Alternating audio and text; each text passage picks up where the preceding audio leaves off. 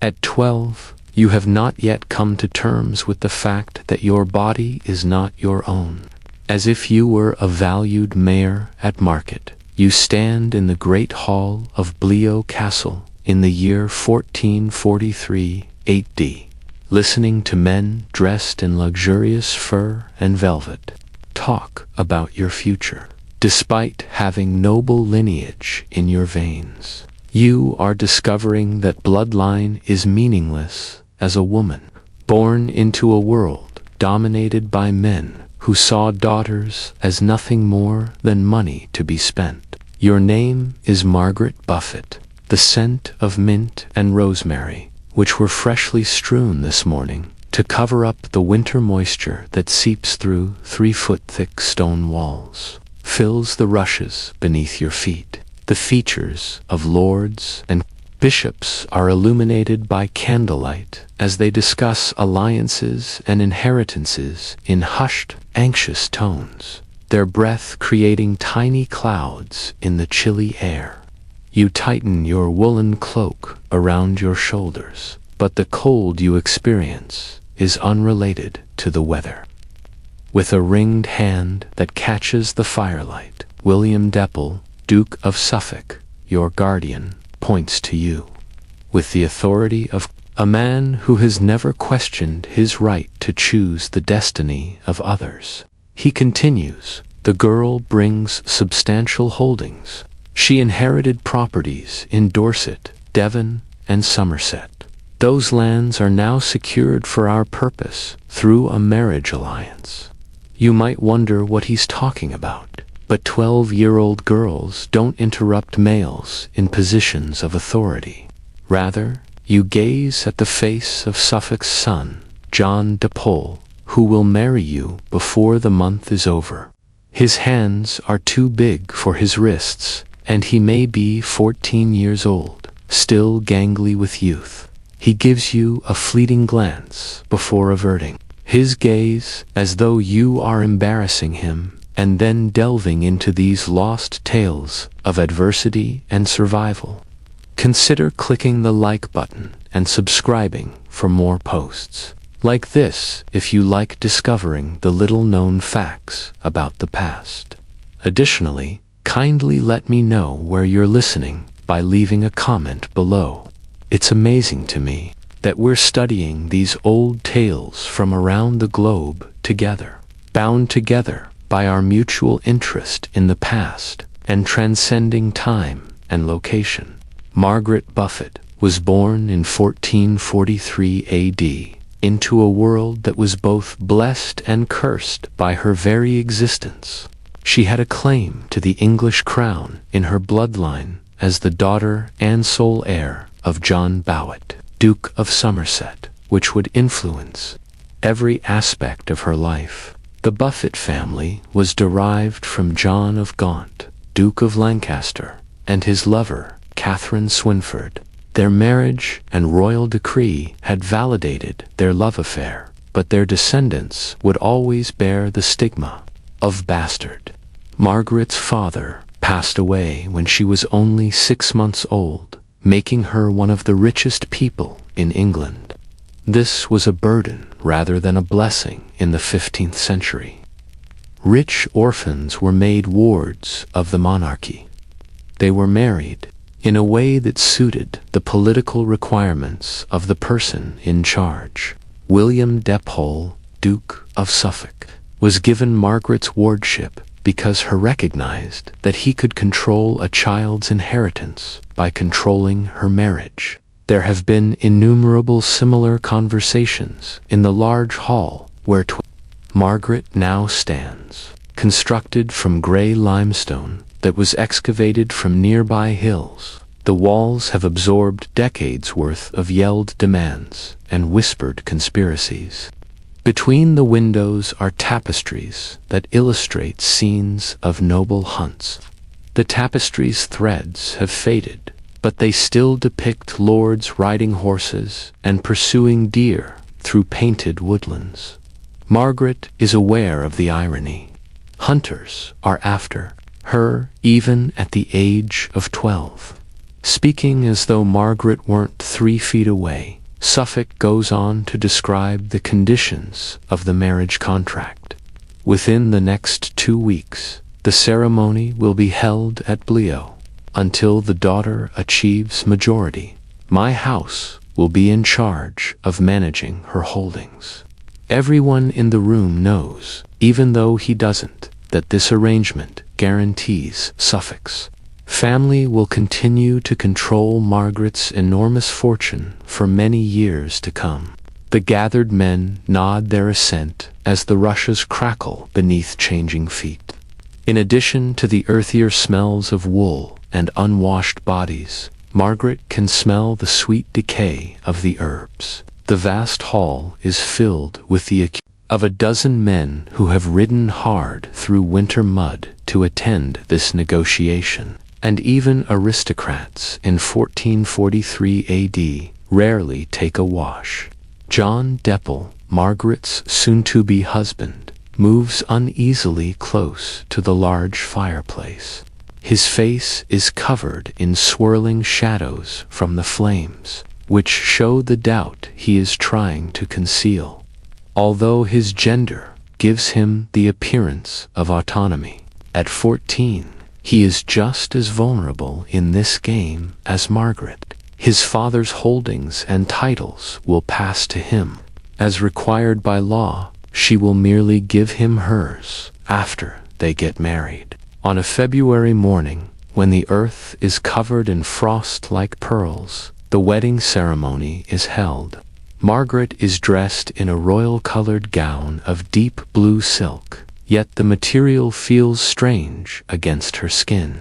She feels like a child dressing up in her mother's clothes because of the weight of the silk and the ornate headpiece, even though the outfit was made to fit her small body. The stone walls of Bleo's tiny, chilly chapel appear to absorb light and sound. The flickering shadows from the candles in the iron sconces give the painted saints on the walls the appearance of movement. Margaret says the Latin words that will bond her to a boy she hardly knows while kneeling on the stone floor, her knees already hurting through the flimsy garment. To Margarita Minicuramecchio, Ego Johannes John recites the strange syllables, making his voice crack a little. You are my wife, Margaret, and I am John, with a finality that makes her stomach turn. The words reverberate around the little room, tying her destiny to his. With a voice more steady than her hands, Margaret replies with her own vows.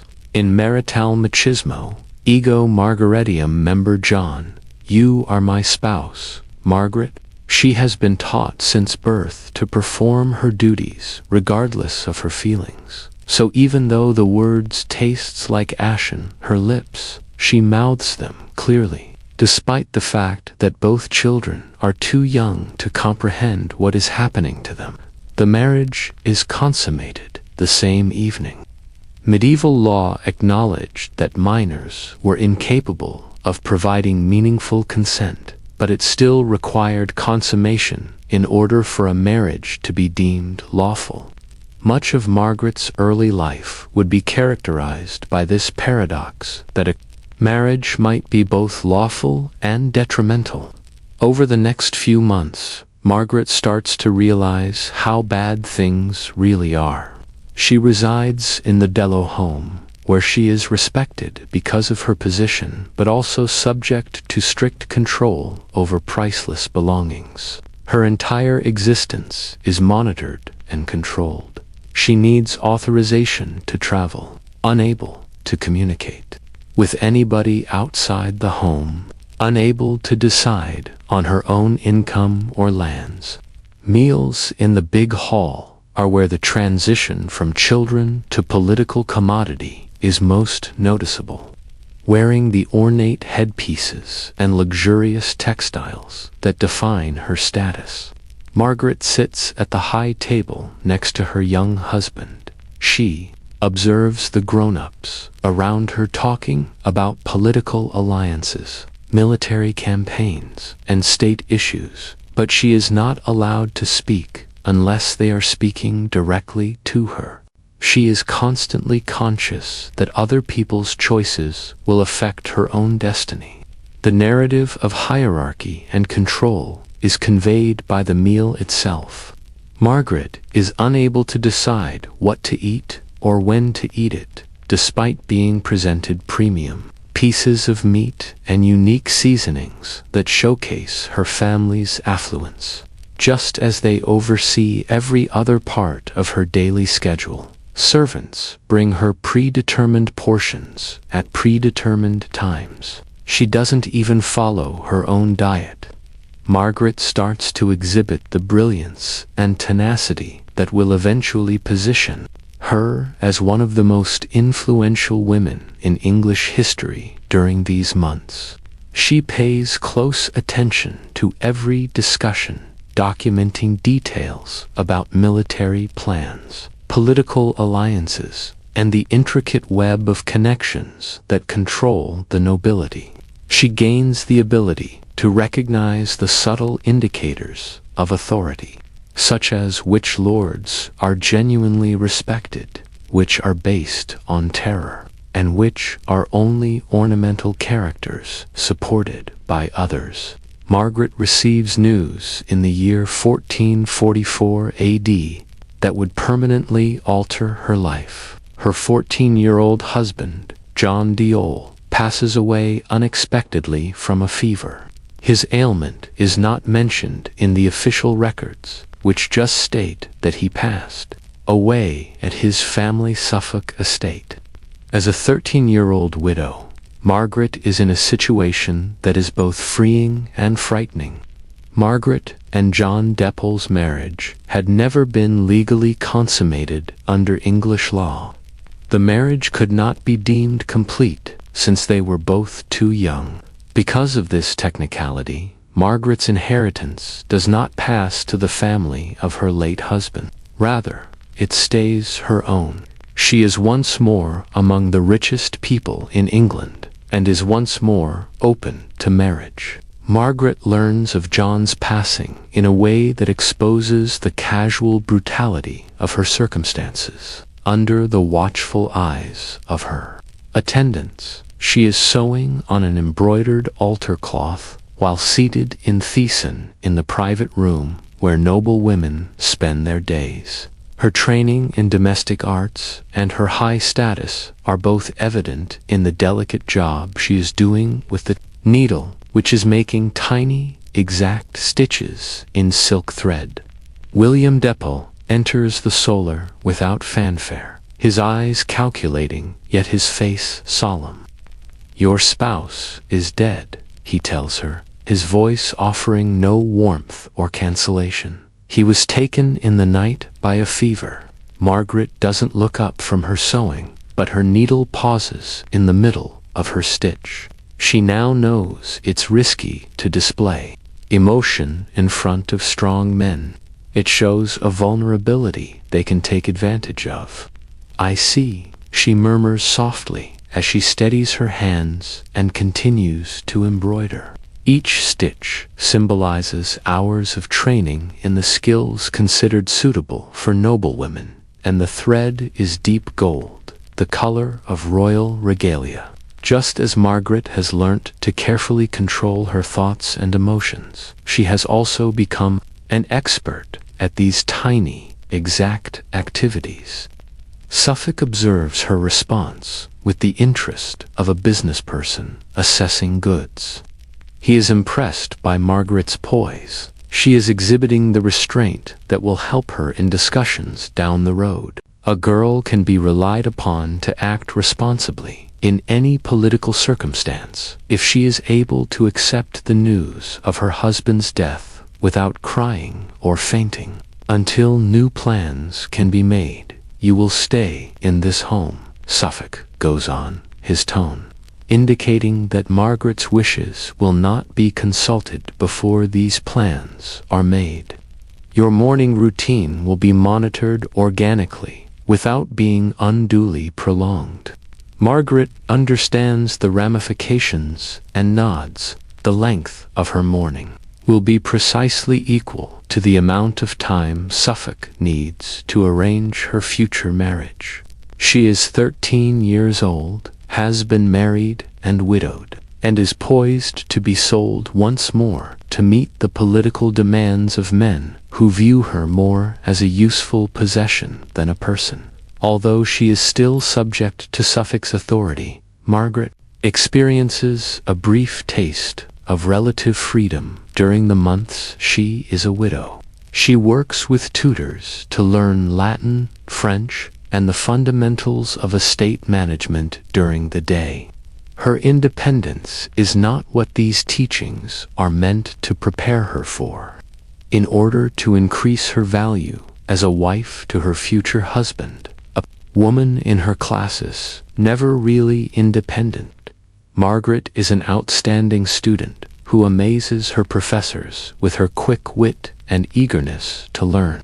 She reads religious literature and legal documents in their original language because she is a scholar who speaks Latin fluently. She is a woman who can take part in the international diplomacy that creates noble marriages because of her refined and charming French. Above all, she starts to comprehend the intricate financial structures that control her fortune. The full extent of Margaret's fortune is shown in the account books that describe her possessions. Rents from her thousands of acres of productive farmland bring in a substantial amount of money each year.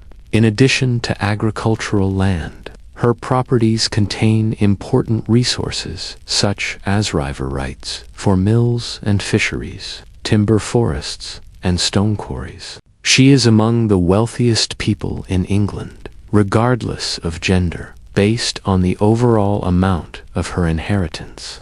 But Margaret is starting to realize that there is a cost to this wealth. Her value as a political ally grows with each acre of land she owns and each pound of income her estates produce each year. Her body and her inheritance are inextricably linked. Margaret's lands are yours if you marry her. She cannot refuse marriage without losing everything she has inherited from her father.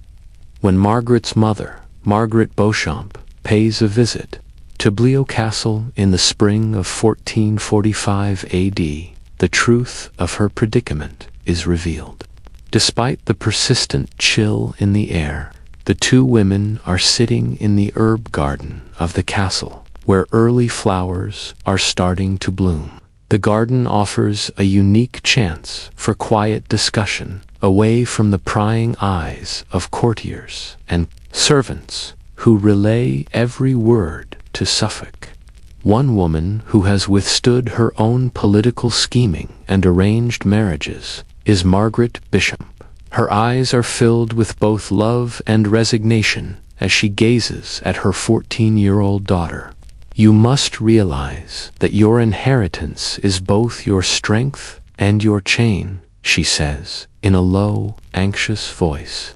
You will be wealthy and powerful thanks to the lands your father bequeathed you, but you will never be allowed to follow your own path. Margaret, who has been schooled into the position of attentive obedience since childhood, listens intently while folding her hands in her lap. However, she is actively considering the ramifications of her mother's remarks. She's starting to realize that while her wealth gives her power in some situations, it also leaves her totally exposed in others. What if I declined to get married? Margaret asks. But her mother's face validates her suspicions, even though she already knows the answer. If you disobeyed, your wardship would be sold to another lord, who would then have the authority to compel your marriage or seize your lands. A woman's inheritance exists only as long as she continues to submit to the men who govern her, states Margaret Beauchamp. You become a rebel against the natural order if you refuse to get married. Rebels lose everything. The aromas of the herbs lavender, rosemary, and thyme that surround the talk will always remind Margaret of her epiphany. The flowers surrounding them stand for feminine virtue and domesticity, but they also symbolize the constrained parameters that noble women must adhere to: gorgeous, aromatic, and well enclosed. Margaret's future marriage is announced in the summer. Edmund Tudor, Earl of Richmond, has been given Margaret's wardship by King Henry VI, who was influenced by his advisors and political supporters. The arrangement accomplishes several political goals. In addition to giving Edmund Margaret's large income, it fortifies the Tudor family's standing at court. The Roses. Margaret is 10 years younger than Edmund Tudor, who is about 24. He is the son of King Henry V's widow, Catherine of Valois, and Owen Tudor. Edmund's relationship with the royal family makes him a useful political ally, but it also makes him a man used to achieving his goals. He plans to seize both Margaret's inheritance and her hand in marriage, which he has been promised. In the autumn of 1445 AD, Margaret's second marriage is negotiated in Westminster Palace. Though she is still too young to have any legal right to refuse, Margaret is now 14 years old enough to comprehend the political ramifications of her marriage. Along with a tiny entourage, she travels to Westminster with guards and attendants, who are there to make sure she complies rather than to make her feel comfortable. In 1445 AD, Westminster Palace was a vast complex of structures that functioned as the seat of administration and the royal palace. One of the biggest enclosed rooms in Europe is the Great Hall, where Margaret's marriage contract is discussed. The floor is covered in rushes that rustle beneath every step, while the walls rise into shadows. Private communication is impossible due to the reverberating sound of footfall in the large room. Margaret observes the men who will determine her future while standing next to a pillar that is adorned with elaborate carvings. Tall and strong, Edmund Tudor exudes the self-assurance of a man who has never questioned his right to get what he desires. He discusses Margaret's inheritance with the king's advisors as though she were not there, speaking to them with effortless familiarity. Edmund's voice reverberates in the hall as he states, "The girl's lands will provide substantial income for our household. The estate should produce enough to sustain our judicial status and pay for our military commitments if it is managed properly." He looks at Margaret for a moment, judging her as he might a horse that shows promise. She possesses all the qualities a nobleman might desire in a wife: youth, health, and fortune. King Henry V, who is just 24 years old and already exhibiting the mental instability that will eventually spark a civil war, nods in favor of the union, because it turns the marriage into a royal decree rather than a personal agreement. The king's approval is essential. Margaret is unable to decline without betraying the monarchy. When Margaret is 14 years old, the wedding ceremony is held in Bleau-Carreur in early 1446 AD, given Edmund's superior standing and the alliance's political significance. The ceremony is more ornate than her first marriage, as a sign of her status. As a future countess, Margaret dons a circlet of precious stones and gold, the priciest fabric available. The ritual itself combines political theater with religious significance. The Winchester bishop serves as the officiant, giving the events the full weight of the church's authority. The chapel is packed with dignified witnesses who guarantee that the marriage cannot be questioned or annulled. Margaret, who has seen that displaying hesitation or emotion only leads to conjecture about her appropriateness as a bride, delivers her vows in a clear, steady voice. His hand completely encloses Margaret's when he puts the ring on her finger, serving as a tangible reminder of the power dynamics that will control their marriage. The ring is gorgeous and weighty, set with a sapphire, but it is too big for Margaret's tiny hand. For the rest of her life, she will wear it, a continual reminder of the day she formally gave up her independence. That same evening, Margaret's second marriage is consummated. Additionally, there is no concern that the participants are too young this time. Edmund is a seasoned man who is completely aware of what he is saying, and Margaret is 14, which was considered fully adult by medieval standards. The quick, lovely encounter is just intended to demonstrate Edmund's physical and legal authority over his new bride. The harsh realities of marriage, for even the wealthiest ladies in the 15th century, are made clear by Margaret's adaptation to married life with Edmund Tudor. She currently has the title of Countess of Richmond, which gives her social standing, but no real authority. Edmund, who uses his legal authority with the easy assurance of a man who has never questioned his right to rule others, makes all of the decisions regarding her life, her property, and her destiny. Edmund's military experience and political aspirations are reflected in the household they create at Callicott Castle in Wales, built for defense rather than comfort. The castle is more of a fortress than a palace. Edmund's demands and preferences dictate Margaret's daily schedule. Her personal preferences are only taken into account when they don't interfere with his priorities.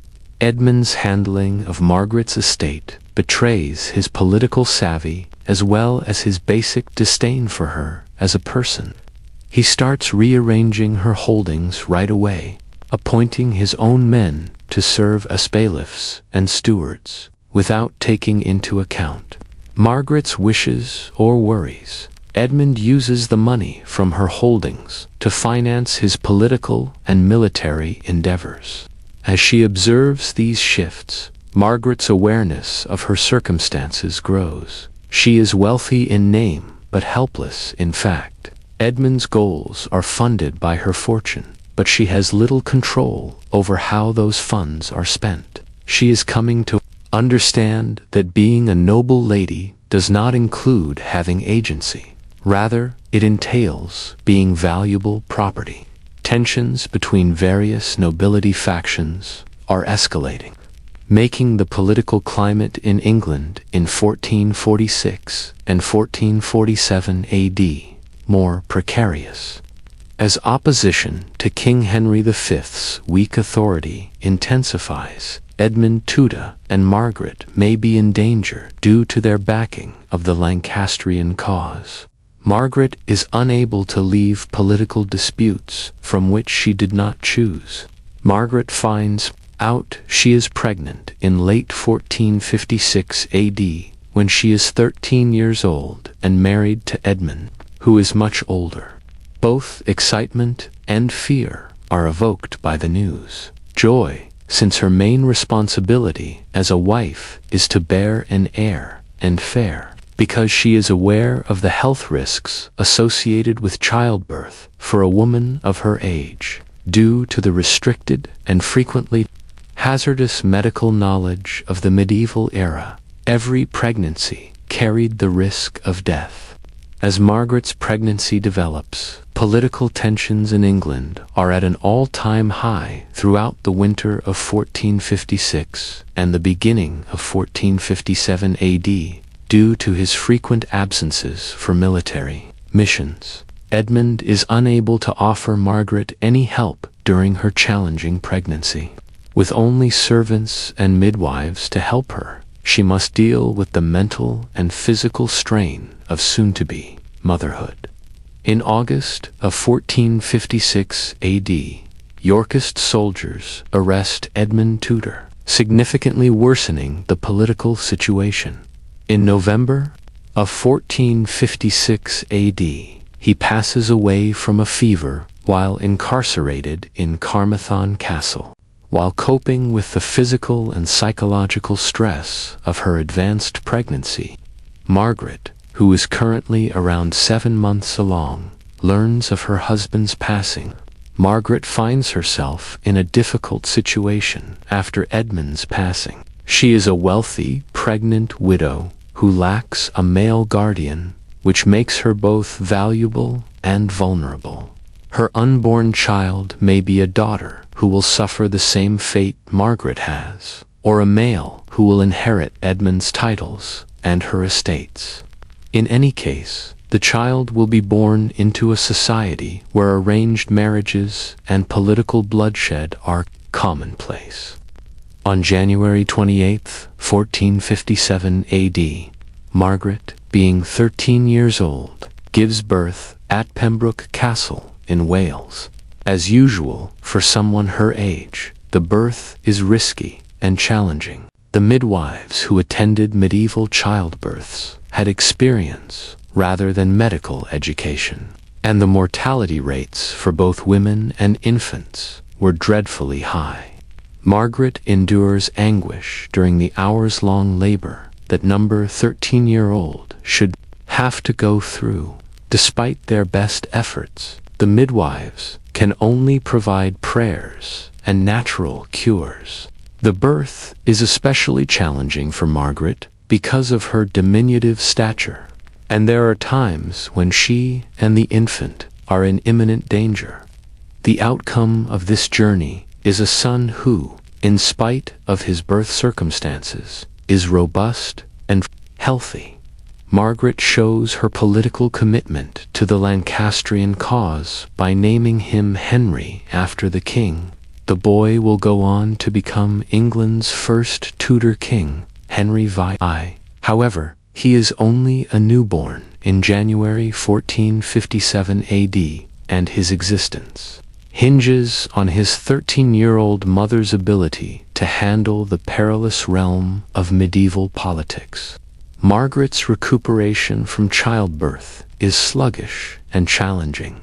The physical trauma of giving birth at such a young age makes the new mother weak and fragile, and there is little medical treatment available to them in the Middle Ages.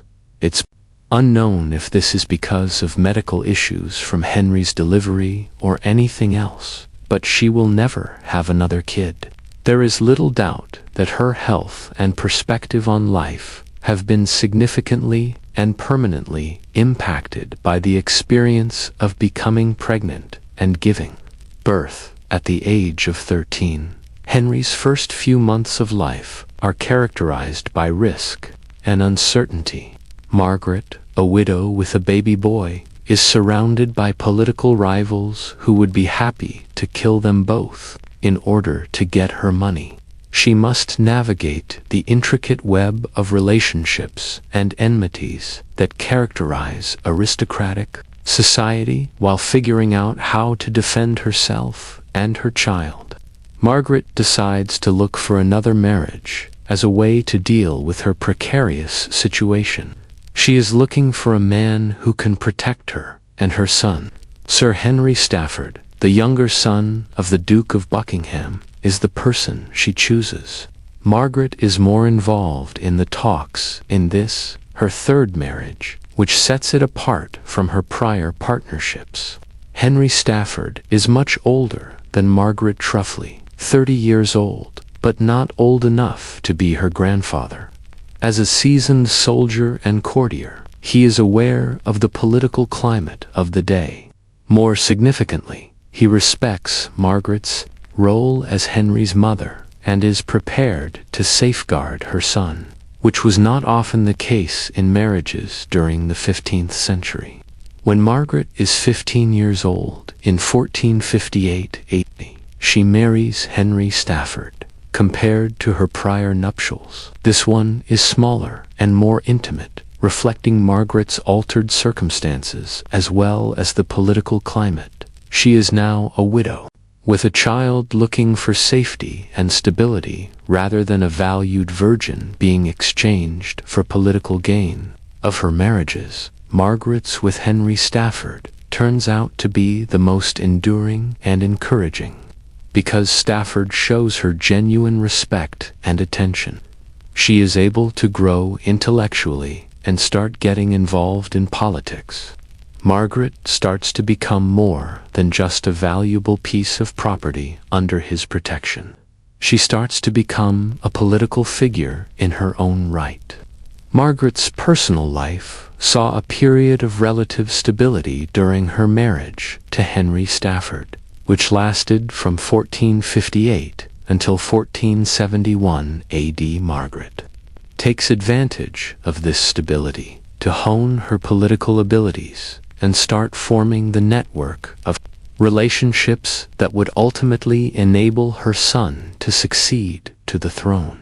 Even while England devolves into the turmoil of the Wars of the Roses, Margaret gets very involved in the Lancastrian cause during this time, utilizing her resources and connections to back the group she thinks has the best chance for her son's future.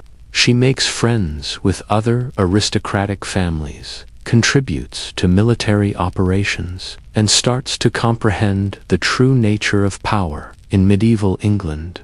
Margaret has received thorough and useful political education during these years.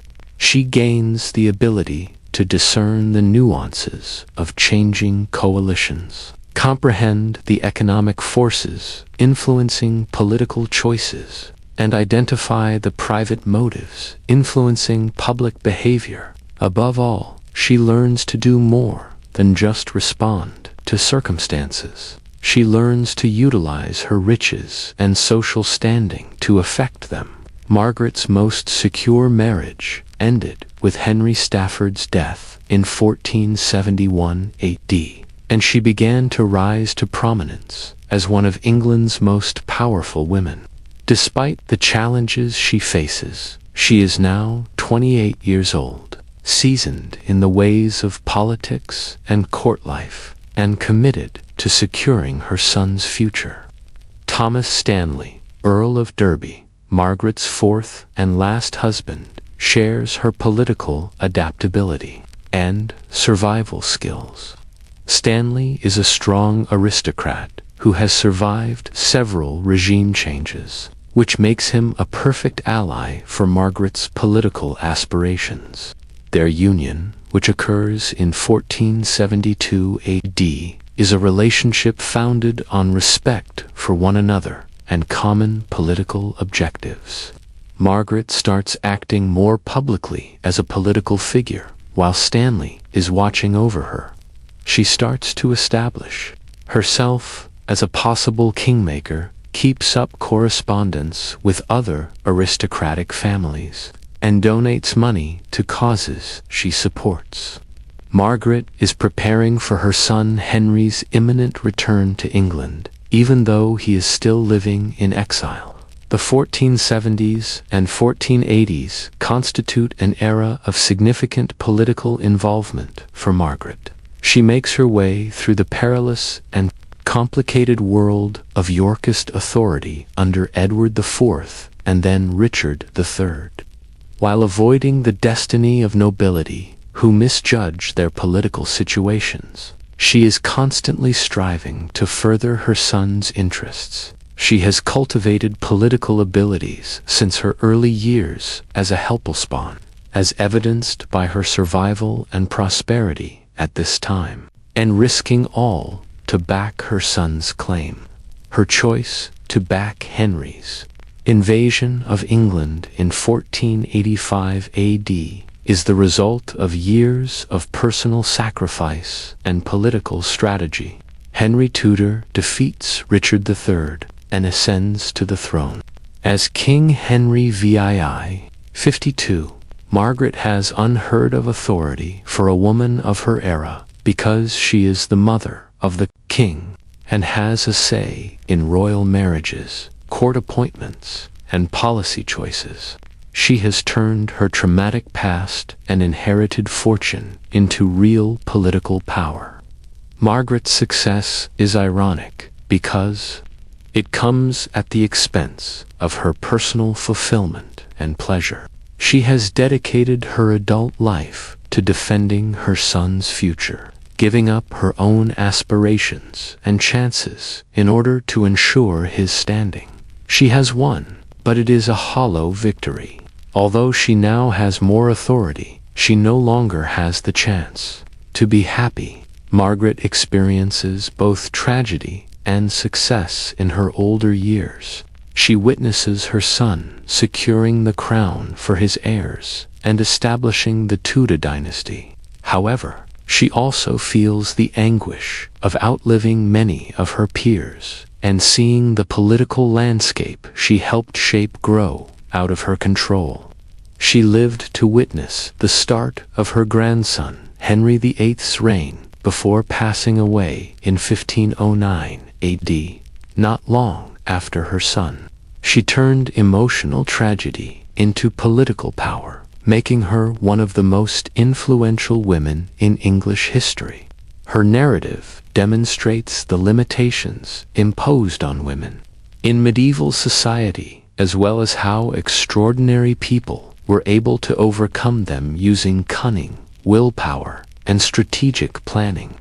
Margaret has had a significant and enduring impact on English history. She is the ancestor of all monarchs, including Elizabeth I and Henry VIII, through her son Henry VIII. One of the most prosperous dynasties in English history was founded thanks to her political acumen and strategic vision.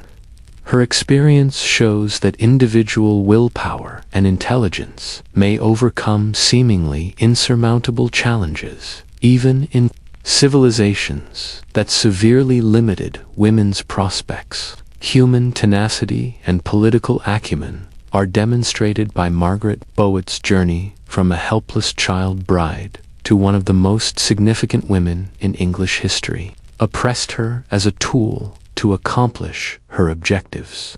Her narrative is both tragic and inspirational, showing the rewards and drawbacks of ambition in a society that gave women limited autonomy. Margaret's final years of religious commitment give her a deeper level of complexity. She starts schools and provides support for religious organizations as part of her intensely religious involvement. This emphasis on spirituality might be a sign of her sincere religion, as well as a kind of atonement for the political concessions she made during her lifetime.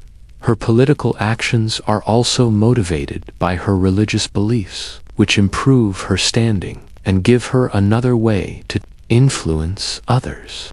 Perhaps Margaret's connection with her son Henry VII best exemplifies the complexities of her nature.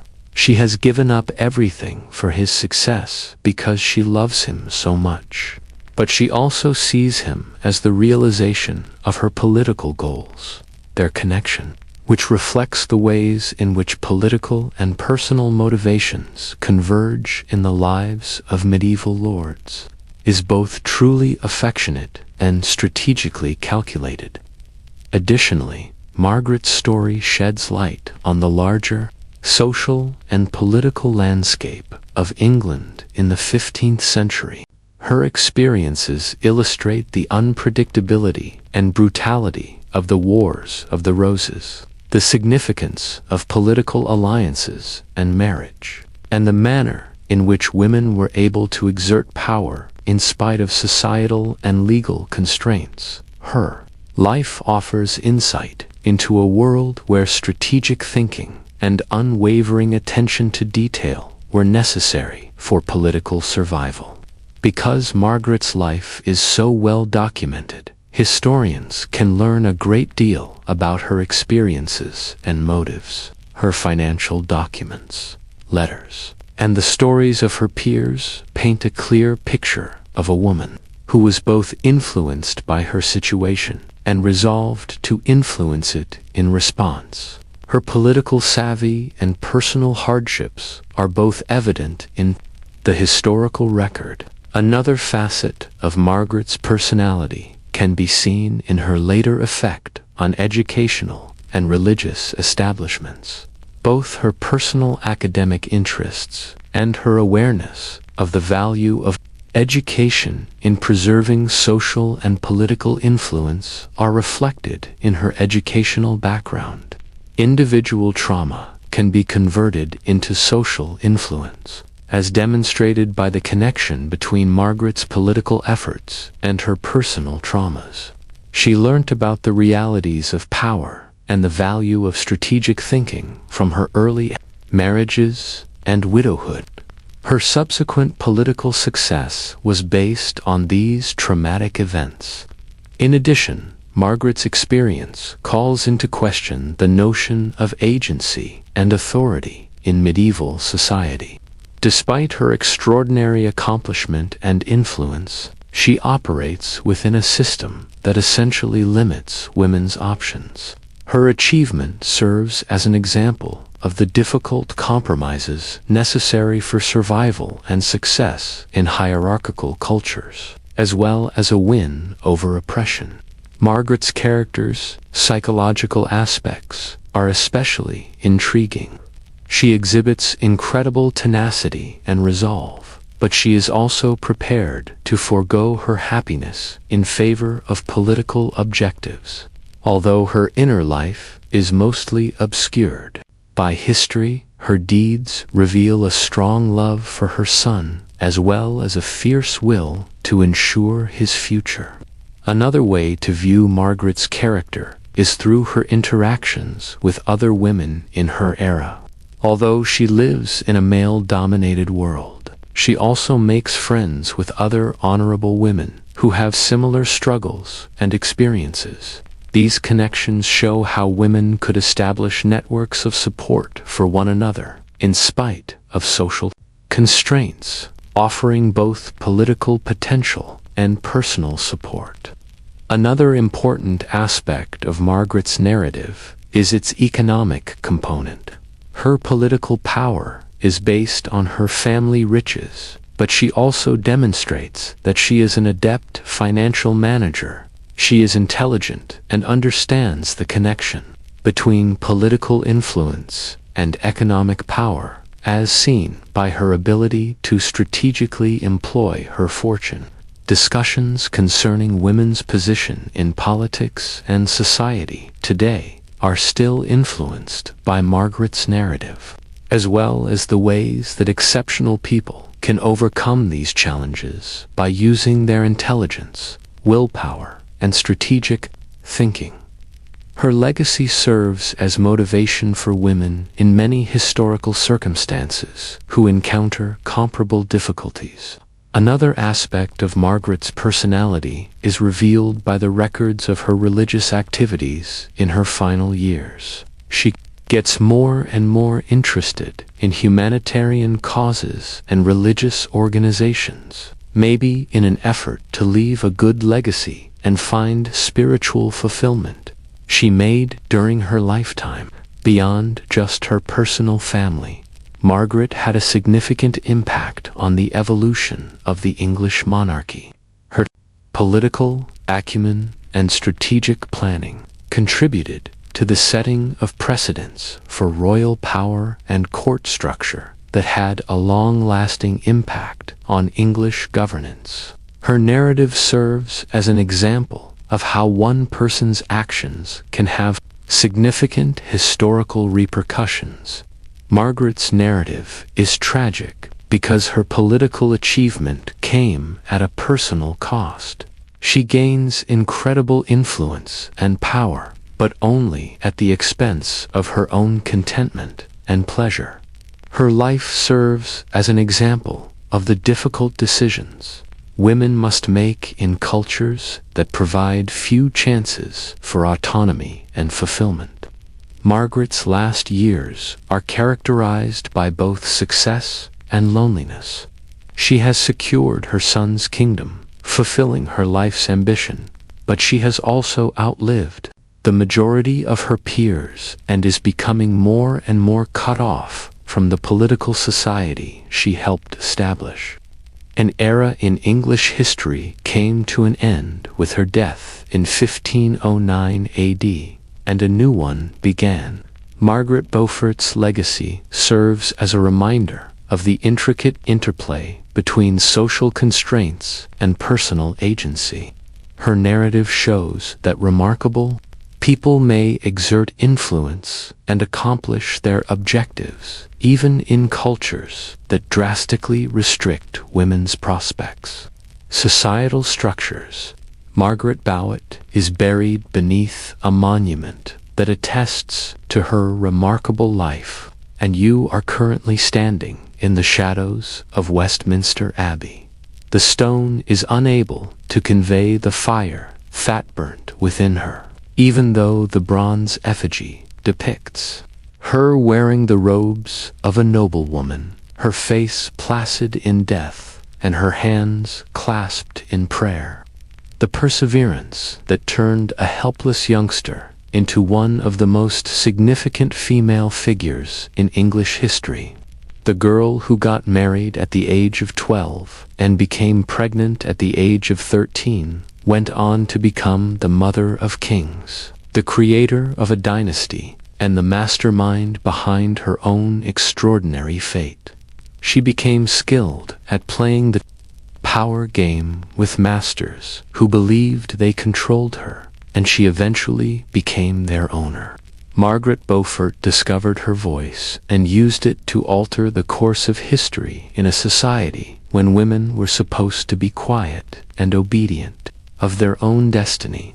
Despite being damaged as a child, she reconstructed herself as a strong woman, transforming her tragedy into victory and her suffering into meaning. The 12-year-old girl who used to remain mute while men made decisions about her destiny now became the one who made decisions about England's future.